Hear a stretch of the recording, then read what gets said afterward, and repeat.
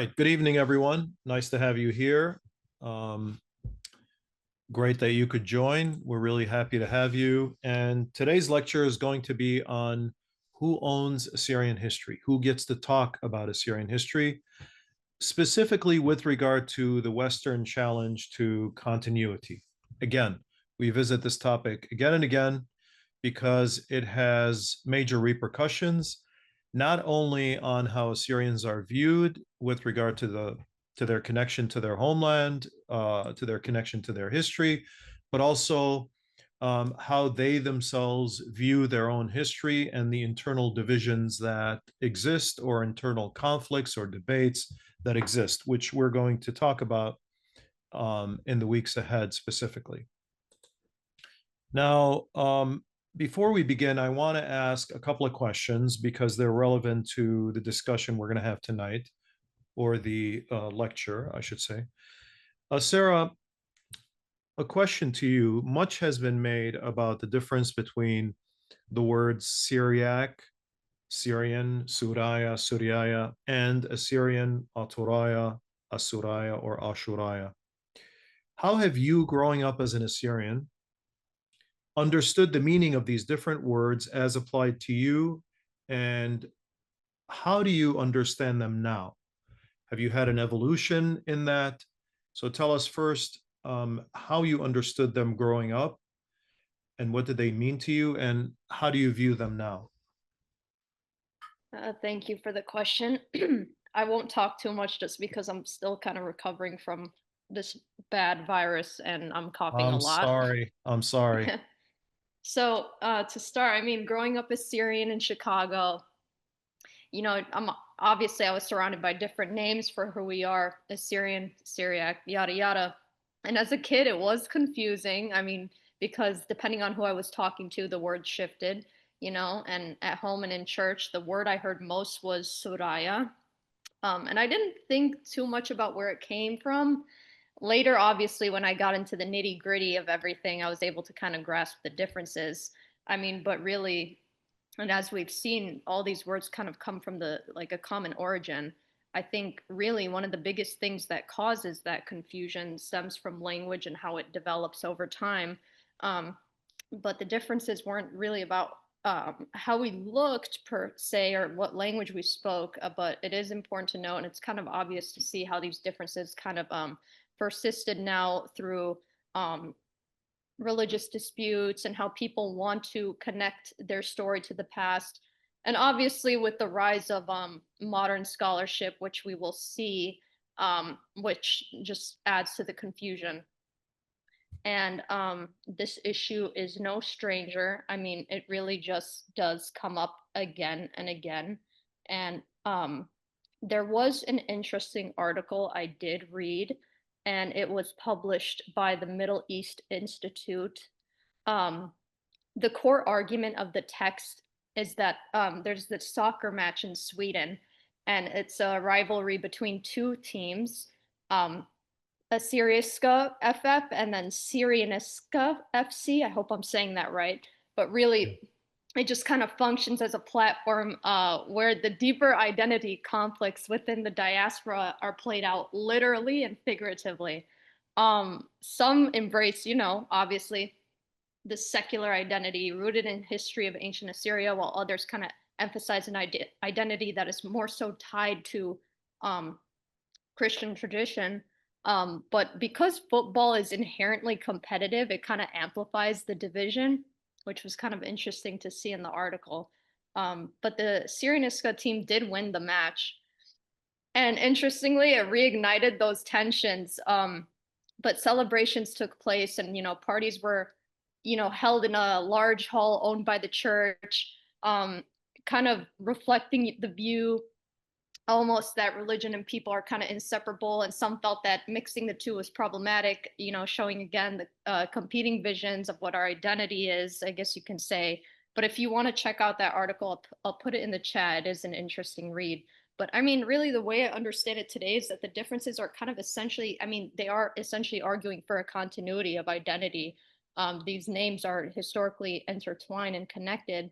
Um, and it's really just shaped over, language development and time. But the point is that at the root, they all kind of refer to the same people. Um, Today, I understand that all these names really just belong to us. I kind of stopped debating for a term. I think it's more that we just recognize we're part of one community, and yeah. That's very interesting. So you see them as synonymous, these Hmm. terms. Hmm. And before, did you see them growing up? Did they, when you heard Aturaya or Suraya, did you associate them with the same thing also? Some terms, yes, but other terms, I got a little confused growing up. Like, yeah, I would say so. Okay. Hmm. Well, very interesting. That soccer match, that story of Assyrians in Sweden has been very interesting for a lot of anthropologists. Um, there was an anthropologist, Bjorklund, who did a study on Assyrians, and he came to Chicago. In fact, he was a guest at the Ashurbanipal Library. And there is some tension with, there was, I should say, in the years earlier, and now there's less of that tension. And I think more people understand the synonymous nature of these terms. But for scholars, as you say, there's a little more confusion because scholars tend to look at the nitty gritty much more. Um, well, thank you for that, Sarah. I didn't mean to get you sicker. Hopefully, this did not affect your current illness, and hopefully, you get better. Pierre, a question to you. Scholars often speak, and where you are in the Hakkari Mountains there Barwar, in Barbar. Dure, above Dure. Hello to Dure. Scholars often speak of self-designation as of a people as being a point of departure for understanding who they are. Okay, self-designation or self-labeling. Given this fact, Assyrians in Hakkari, Urmiyatur ad-Din, and Nineveh Plain, all of them, and other locations where our people had lived, use the common self-designation Suraya or Suroyo or Suryaya. And so this was the case regardless of the denomination that they belonged to, whether they were members of this church or that church. What does that tell you about the origins of our people? Yeah, obviously this is a great question and a question of great debate within our community. Obviously, the first thing that this should tell any person is that this refers to obviously one people. That's the most important thing. All these people were calling them whether Suraya, Suryaya, Suryoye, Suroye, they were all one people. They all refer to themselves as the same thing linguistically, naturally, before any sort of Western intervention, as some people might like to bring up in these conversations. But they all called themselves one people. That's the first important thing. And for me, the second thing you asked is, what does this mean for me? Well, for me, this term, and we've discussed this a little bit, but Suraya, Suryoye is a derivative of the word Assyrian. We have some linguistic evidence for this. I think it's almost indisputable to say that that word itself comes from the word Assyrian. The argument will be, words change meanings. Has this really changed meaning? I would argue no, in spirit it has not. It has come to refer to the same people that it was referring to back then. Um, but this is a topic that's hotly debated in our community. There's certain members of our community, for them this word means Christian. Suraya just means Christian for them, which then begs the question: if Suraya means Christian, then does speaking Sudeth mean you speak Christian? Obviously not. It's a bit silly to believe a religion is a language. And for other people, this term means Syrian, which then refers to Aramean. I think Sarah did a really good job bringing up the divide that's happening in Södertälje between people there and in Sweden as a whole. And really, I think there needs to be a point of honesty and discussion when we talk about what this term means. I think we really need to obviously pay attention to its origin. I think the origin of words is important. The etymology of words is important. I brought up the Çineköy inscription, which explains what prior in this class about how that shows some linguistic development. So for me, this is two things. It's a derivative of the word Assyrian, and it refers to all that we're one people. regardless of what you want to translate it into English or any other language, German for that matter, or Swedish. The native word in our language is Suraya, and that's the word I grew up with in my household. Was that always meant Assyrian in my mind, like that equivocated to Assyrian. I never really heard the word Aturaya that much growing up. Definitely, I didn't hear Ashuraya growing up. I know there's some controversy about this. I won't go into too much about my opinion on that, but thank you, Robert. Thank you, Pierre. That's a great answer. And I wanted to, so I'll pick on, as far as scholars are concerned, on that Suraya and Aramaya, how they got together. What was the connection there? Where did that come from? So we'll explore a couple of authors. So what we'll do today is we're going to talk about this general issue, how it has formed, and then go into the discussion of two particular scholars that one is from 1993, and that's Wolfhart Heinrichs, and the other one is Aaron Butts, who recently published an article entitled, or a chapter titled Assyrian Christians, in the book that our old friend Eckhart Fromm edited on Assyria. So the question is continuity or discontinuity in ethno-religious identity. And I discuss this topic really because we also want, in addition to debating how Western authors write about Assyrian continuity, Assyrian identity, Assyrian connection to the past, and how Assyrians understand it, and what are the claims and the exaggerated claims sometimes made by Assyrians concerning their own identity in terms of history. Because after all, as we've discussed before, historians do have a right to comment on this. This is not a matter of exclusivity of sorts as far as the Assyrians are concerned. So the issue of continuity between the ancient Assyrians and their modern descendants has been the subject of scholarly debate. Hopefully we can elucidate a little bit today, or we can make things slightly more complicated. We'll see.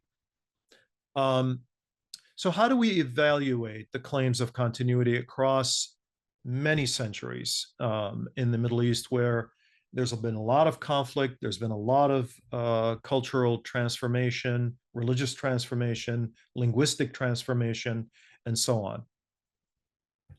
So definitely the Assyrian connection to the past has been questioned in scholarly circles. And now you might have a lot of people, a lot of scholars who are very kind, and they put their kindness first before discussing whether I should really tell you that I don't believe in this link. Some have outwardly stated their opinion, and we'll discuss those. But others have kind of held back their opinion as to the continuity. But certainly there's been a lot of assertions by a number of scholars, sometimes in a very passive-aggressive way, as to the Assyrians having been given their identity by, Westerners, missionaries, and so on. And what's the reason and the motive? So this has been done, of course, but why? What drove these narratives about the Assyrians, that they had no connection to the ancient Assyrians? Were these products of colonial attitudes, missionary agendas of some sort, or is there something deeper in this disbelieving of the continuity of Assyrian history? And what are the arguments and the methods? And hopefully we can shed some light on them. And has this scholarship of the West writing about the Assyrians shaped perceptions of Assyrians themselves? Do we today believe in certain things because Western authors have written them? And how has this battle over history, how is it being still fought today? And it is being fought today, we know. I just heard for example, one of our Chaldean bishops in Iraq use the expression Mshihaye Chaldaye instead of, for example, Suraya, which was the more common way of expressing. So this time So as not to confuse the word Suraya with Keldaya, he would say Mshihaya Keldaya, for example. So this still plays an important role in our history. Now, what do the scholars say? Specifically, some well-known scholars assert John Joseph, for example, Chip Coakley, Adam Becker, Aaron Butts, David Wilmshurst, say today's Assyrians are definitely not Assyrian at all. This is an illusion in their thinking. What did they also say? They say there's a difference between Syriac and Assyrian. Syriac is a whole nother world. Assyrian is something completely different, and the two shall never meet. Assyrians are not, therefore, the inheritors of ancient Mesopotamian culture, but at best of the Syriac Christian heritage. So don't talk to us about the ancient heritage of Assyria. It's all bogus, as Chip Coakley has said, and Adam Becker has called it hogwash. Aaron Butts is a little bit nicer. And no one has said it more directly and kind of meanly than David Wilmshurst, who's a historian of the Church of the East, who says they are a mixed race people anyway and have no connection to ancient Assyria.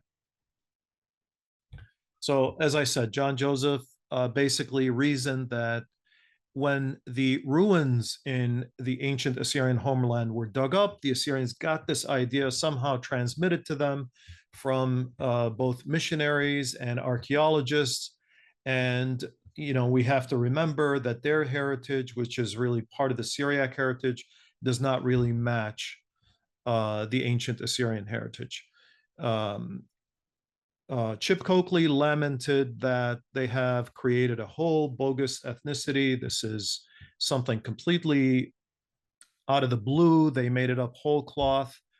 And he was also supported by Adam Becker, not supported, but Adam Becker agrees that their links to Assyria, he says very clearly, are hogwash. The missionaries gave them this idea. And Michael Moroni, in one of his speeches, when he was asked, well, what happened to the Assyrians, said, well, they just disappeared. There's no other explanation. There's a lot of resentment also among certain scholars. For example, one of them is David Wilmshurst, who describes Assyrian literature that seeks to portray the Assyrian people as being connected to their ancient past as shrill and bombastic literature. And he longs for the day when Assyrian writers will find more attractive themes than the grievances of the Assyrian nation. So Wilmshurst, he runs a company today. He's not technically an academic, but he's in the editing business, I believe out of Hong Kong, says that I hope you guys find something better to write about than the constantly longing for a homeland and constantly talking about what you've experienced in the past. And he says, and uses this term, very offensive term, that the modern Assyrians are thoroughly mongrel and have been for centuries. Now, typically that's used for dog breeds, this expression. So I'm surprised how it got into his book, which was The Martyred Church, which is, he's done good research on it.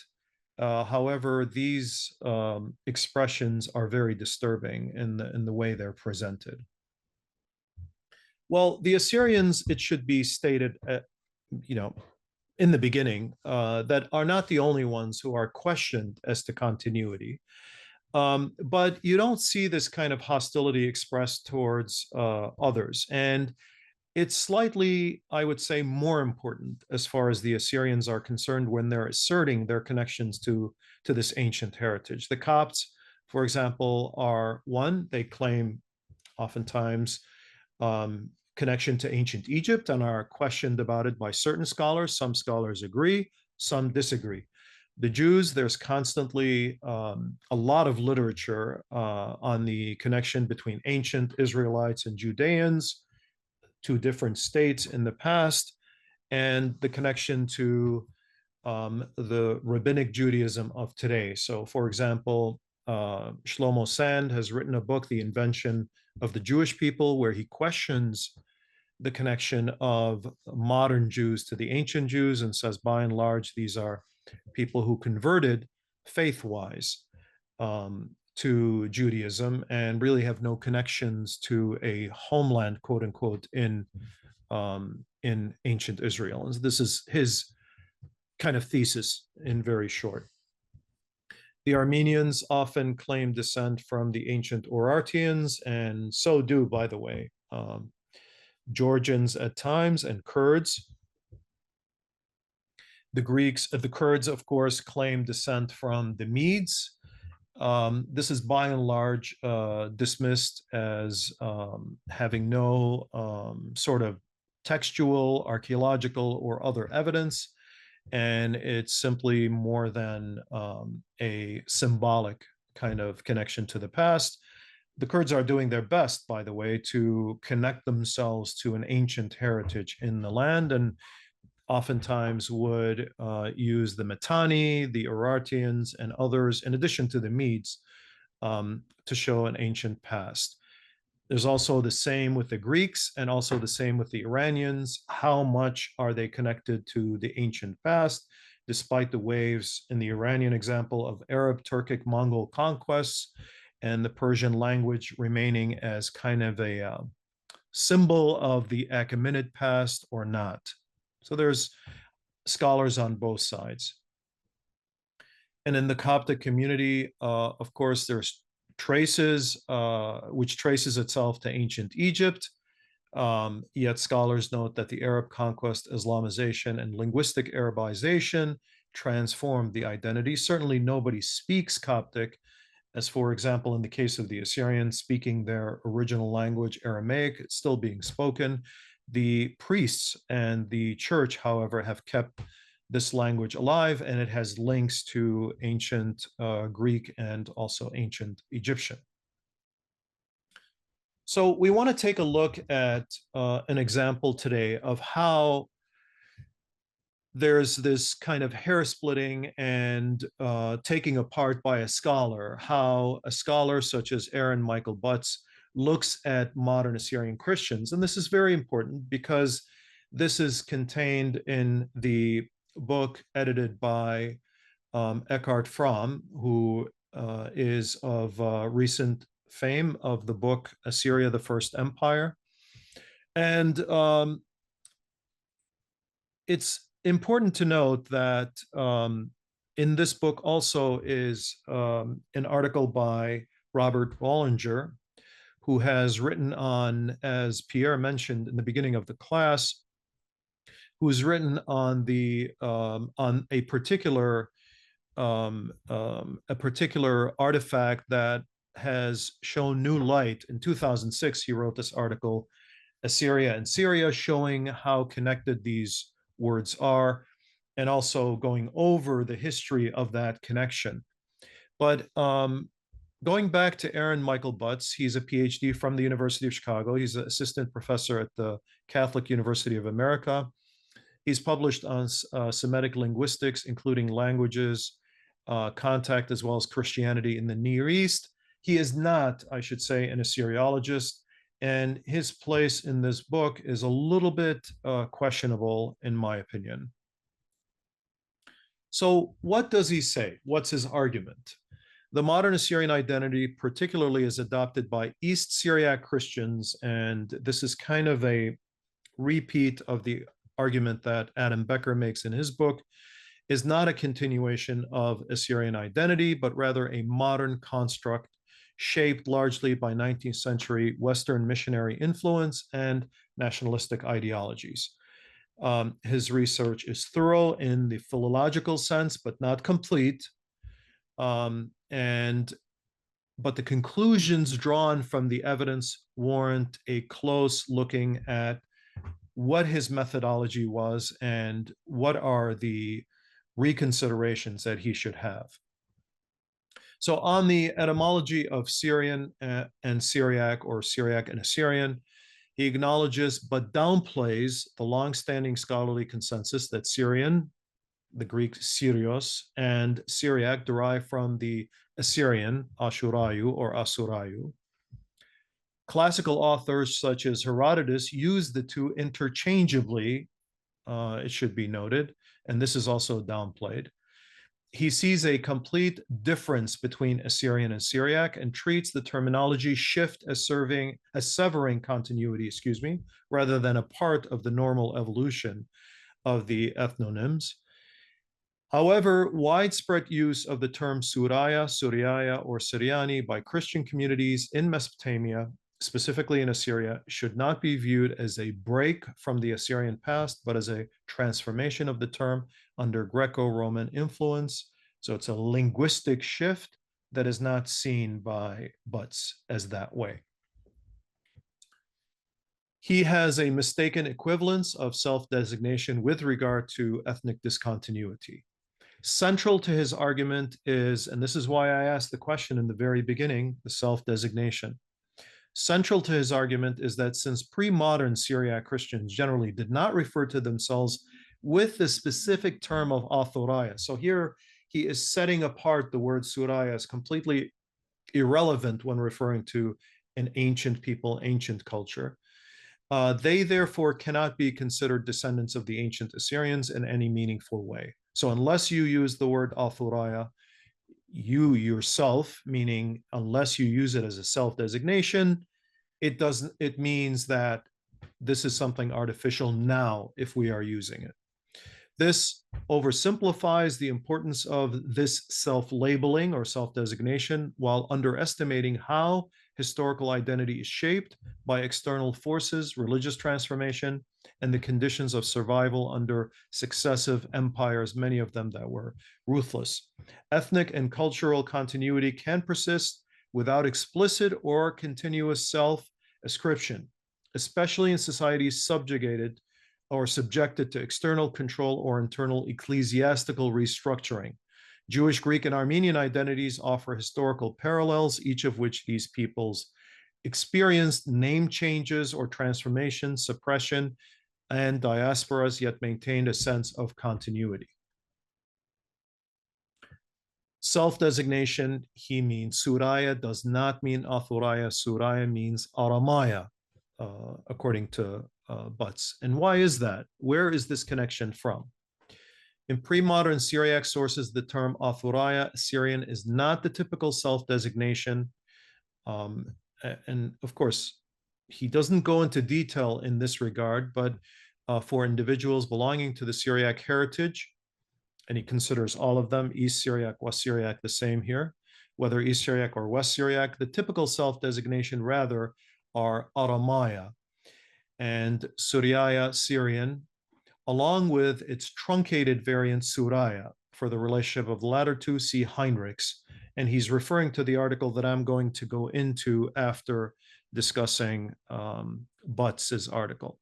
And in the footnote, he says other terms are occasionally used as well. The Syriac Orthodox scholar Jacob of Edessa, for instance, refers to the Syriac literary tradition as Mesopotamian or Nahraya, or Urhaya, Edessene, or more specifically, so to say, Syriac, Suryaya, and he refers to other authors. But nowhere does he show the self-designation Aramaya other than linguistic. So it's important to point out in this regard, in a book that contains much about the ancient Assyrian heritage, that the Assyrians used Aramaya, and the writings of, in particular, and the researches of Jonathan Volk are very important in this regard. The Assyrians used the word Aramaya not as a designation of ethnicity when talking about language, but as a script and a particular vocabulary. So Akkadiya was the ancient, more reputable, more prominent source of writing, and Aramaya was the more common writing, and the Assyrians insisted on using both, at least in the royal edicts. Now, the role of historical memory and regional continuity, he notes in this regard that the explicit identification with Assyria in explicit ways emerges forcefully in the 19th century, and he's right in a way, under Western missionary influence and in the context of emerging nationalisms.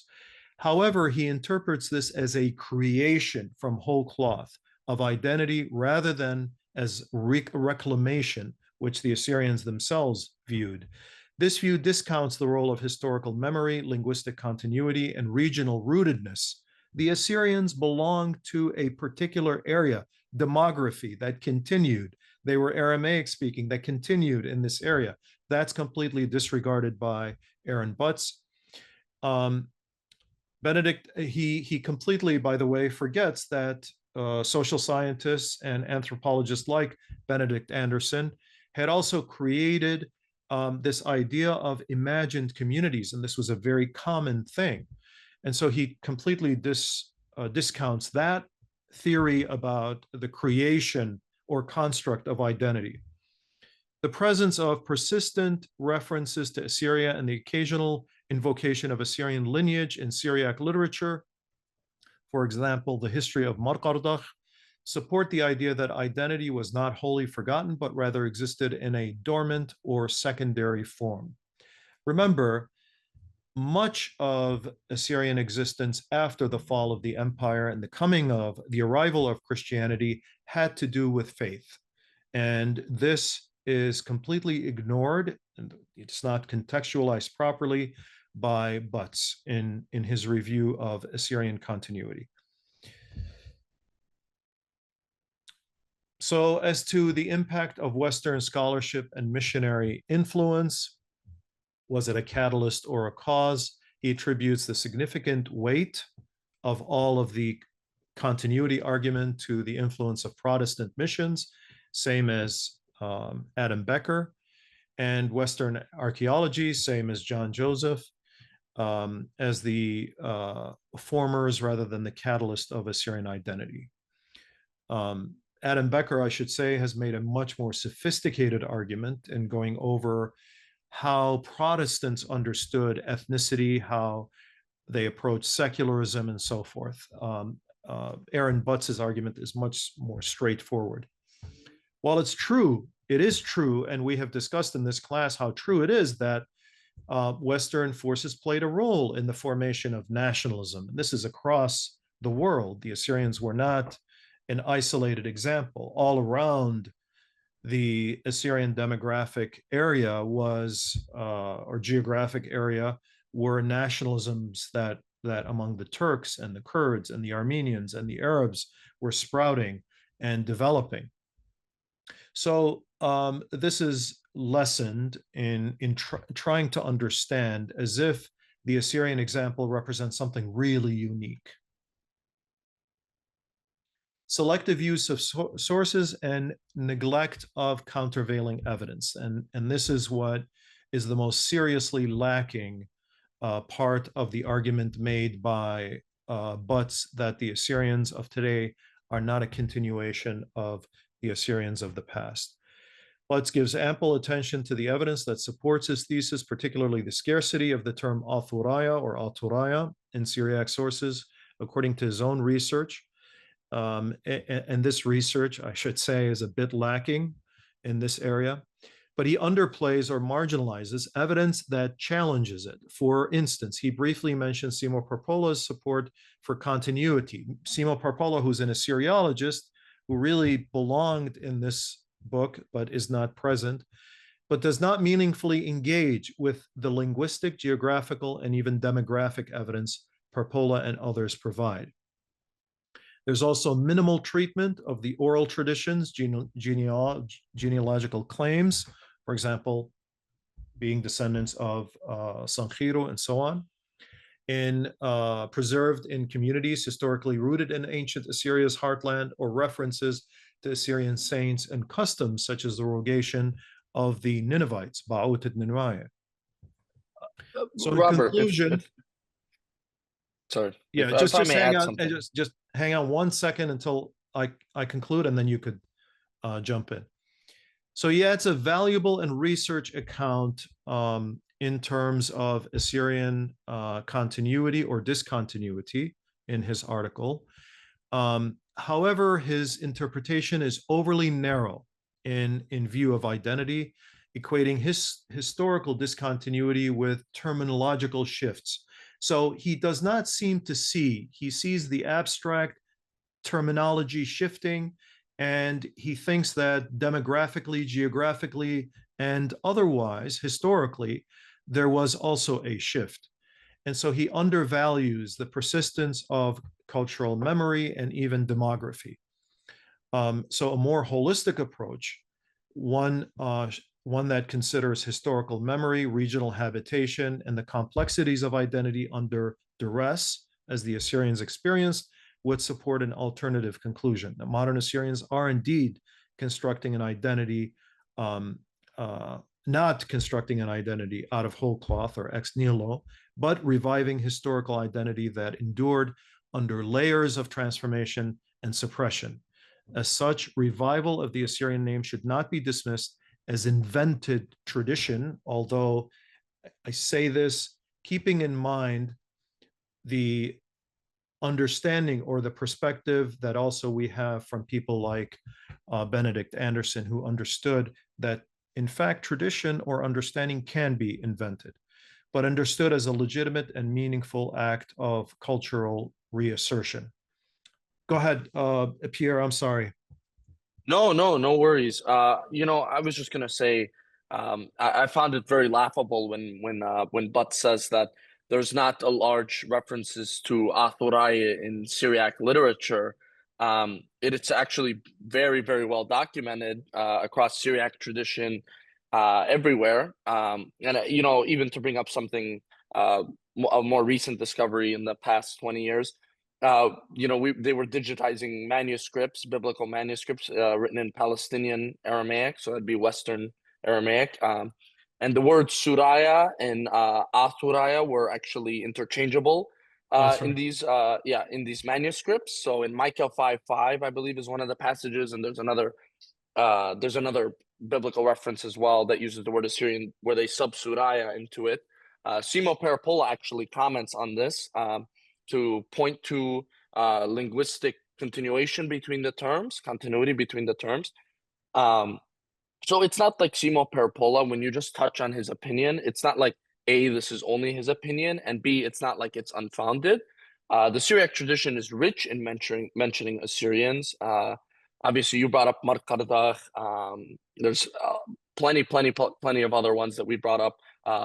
Marbenam, that whole tale, and it's certainly something that needs to not be ignored. Obviously, there's a whole, I'm not sure if everyone is aware of this, but Saint Michael, or Michael the Syrian, he's a saint in the Syriac Orthodox Church. Michael the Syrian writes that those who are east of the Euphrates are the children of the Assyrians and the Chaldeans. By Chaldeans, he means Babylonians in this case. He is referring to the people, and he says that these people are the Suraya. So, but he also calls the people west of the Euphrates Suraya. So there's a bit of debate on what he's saying with this. But he does point out specifically that those east of the Euphrates, who are Suraya, are the children of the Assyrians and the Babylonians. So certainly there is a dearth of references, and I think that's quite silly that Professor Butts would make that indication that Assyrians are not mentioned very often in Syriac literature. So that's you jumped the gun a little bit. I was going to talk about that, but it's good that you should have said spoiler alert. Okay, but thank you for that. That's actually very correct.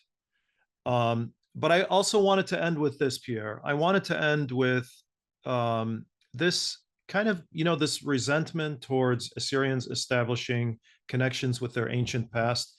There was a sculpture put up by various Assyrians, and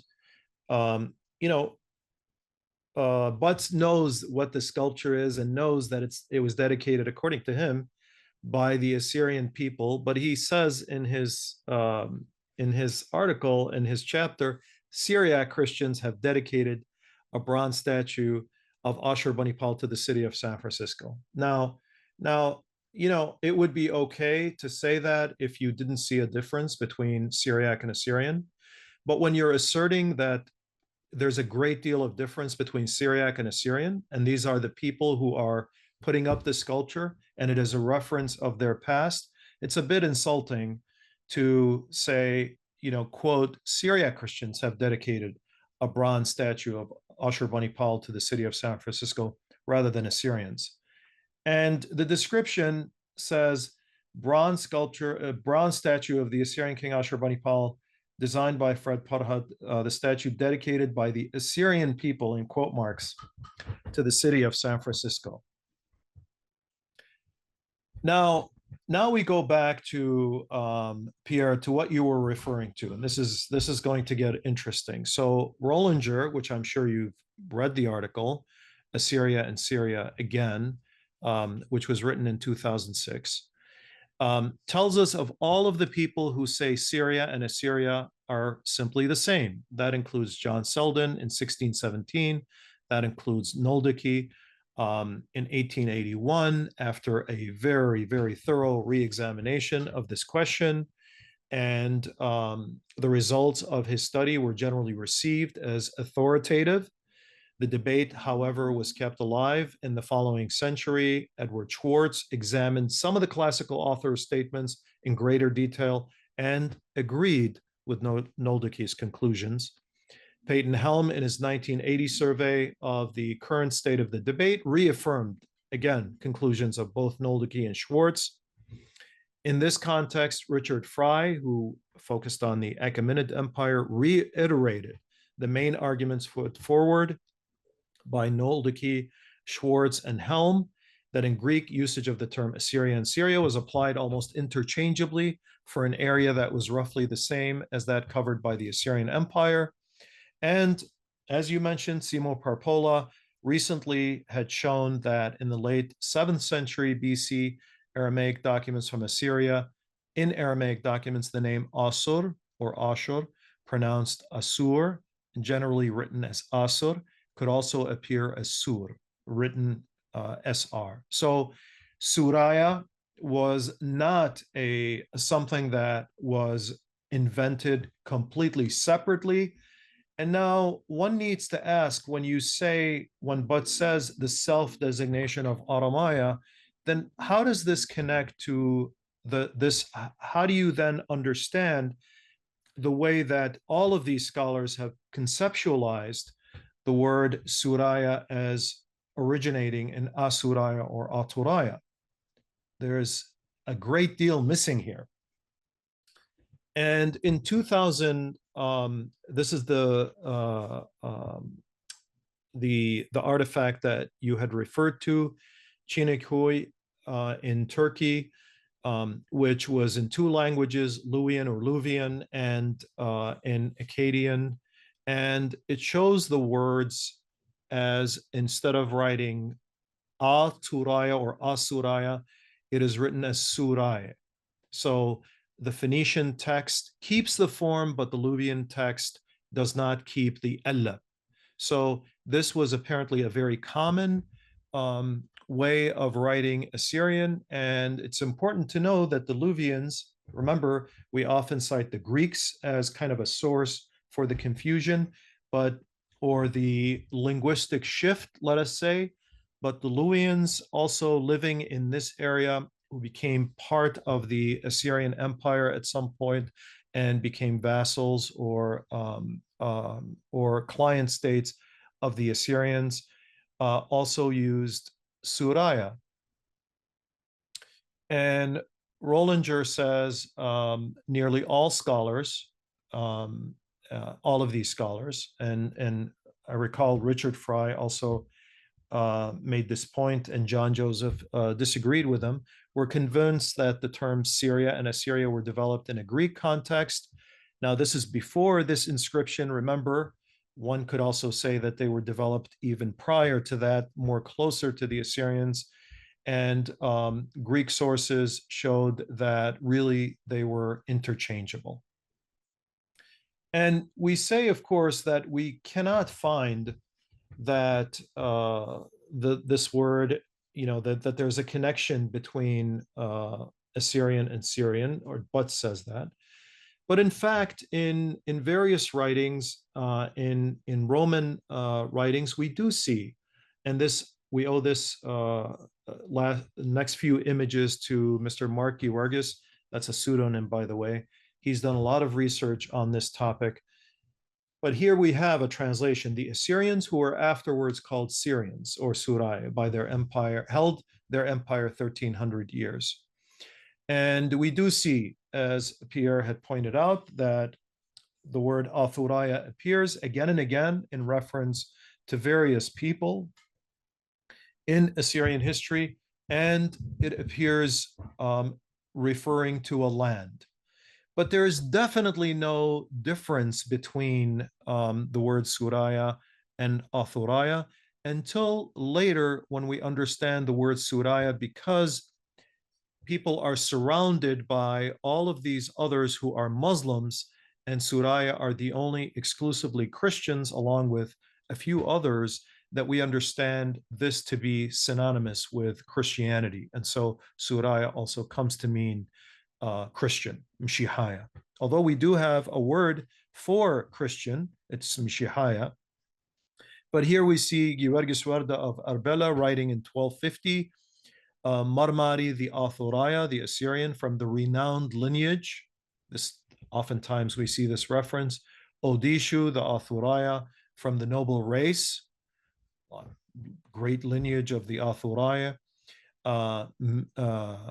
Makicha the Zealot, a just and blessed man, that was a prelate in Athor, Assyria, and so on and so forth. So there's this use of the word even after the split of the Church of the East. We see here a reference to Mar Odishu Maron, who took over after Sulaqa, when the so-called Chaldean split happened, patriarch of the Eastern Assyrians at the sacred Ecumenical Council of Trent. Now, what does that mean, Eastern Assyrians? Well, because there are Western Assyrians and there are Eastern Assyrians. The Western Assyrians are members of the Syriac, largely the Syriac Orthodox Church, and members of the Eastern Assyrians are members of the Church of the East, which at this time is splitting into two denominations.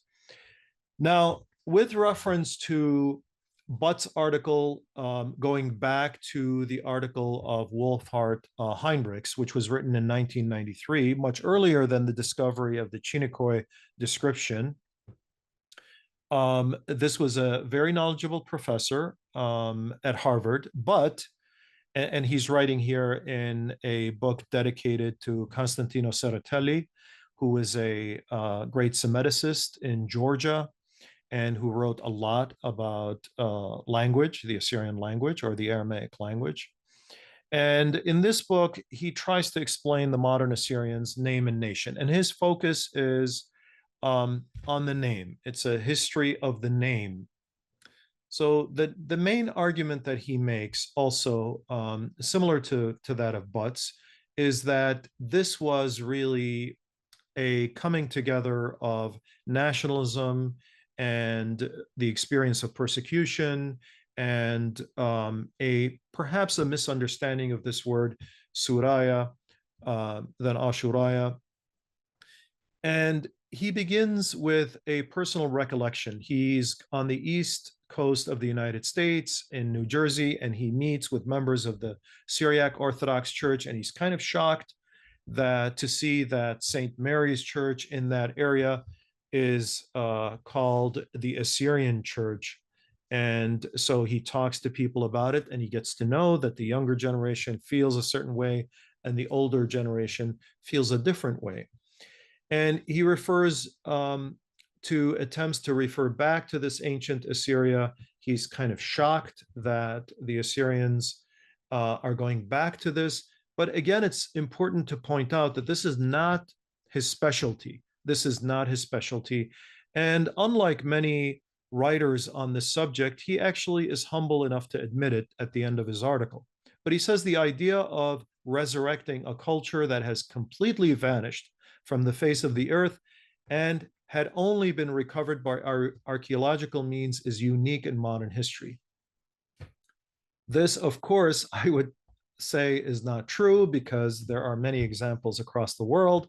There are many books written on this subject without going into a great amount of detail from various perspectives of traditions being brought back. But One question to ask, Heinrichs, is, well, how do you know that this culture completely vanished? Have you traced it? Have you looked at the various sources? Have you looked at customs, traditions? Have you looked at linguistic connections? Have you looked at the demography? Have you looked at the archaeology? And he would say, no, I haven't. But by the way, he does say in the end, sorry, he does say in the end that this is not my specialty. But then why go into this? Why build up this idea that there's a complete separation between Suraya and Aturaya?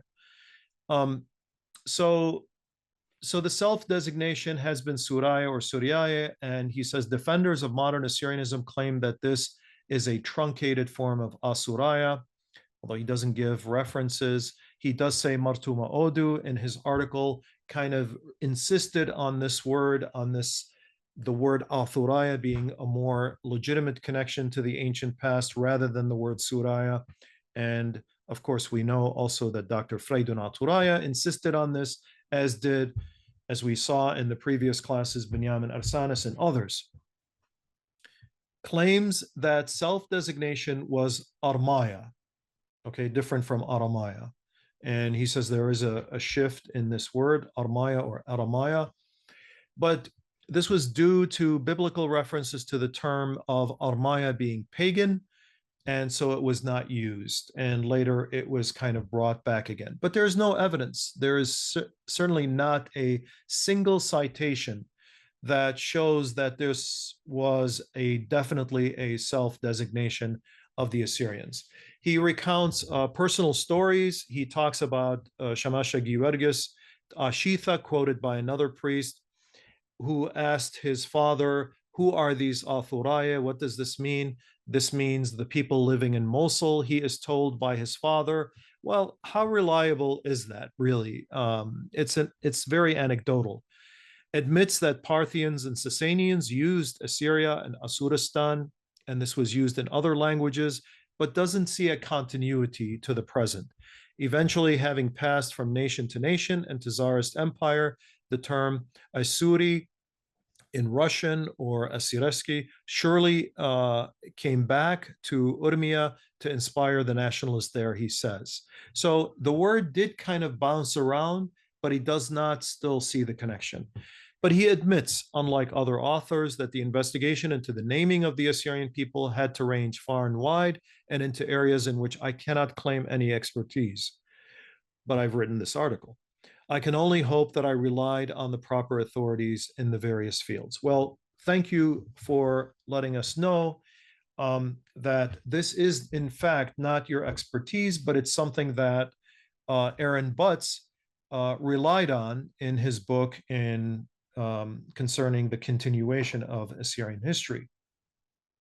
And here we see also, again, Mormichail Rabbo, in 1126 to 1199 AD, the references to in 1482 of the Syrian era, Atabek of Mosul and all of Assyria. So here we're kind of comparing. Shamasha Givergis says, who are the Assyrians?